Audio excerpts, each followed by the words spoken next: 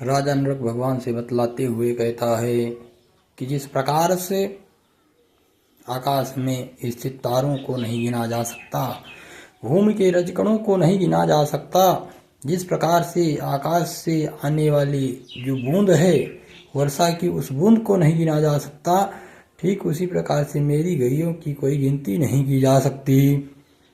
यावत्यासि कृता भूमेर यावत्योदिवितारकाः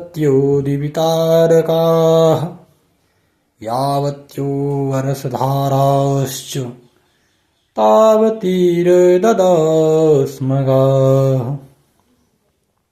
तो भगवान ने कहा, तो फिर आखिर किस कारण से तुम यहाँ आए, तुम्हारा पतन क्यों हुआ? कहता है, महाराज मैंने कैसी गईयों का दान किया है वह भी जान लीजिए। वयस्विनी तरुणी शील रूप गुणोपपन्ना कपिला हेम श्रृंगी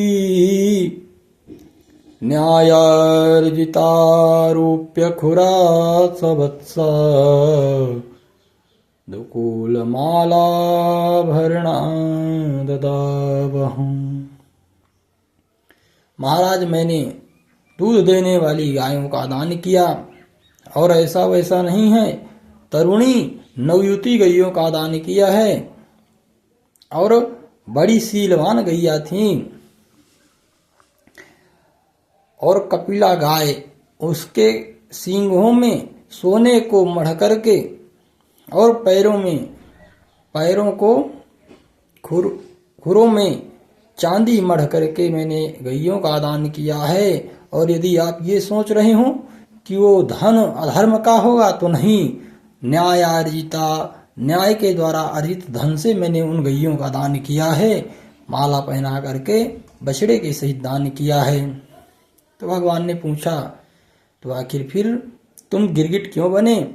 तो कहता है, महाराज मैं रोजाना अनेक प्रकार की गईयों का दान करता था, और अनेक गईयों का दान करने के कारण एक दिन की बात है, मैंने एक ब्राह्मण को गाय दान किया, और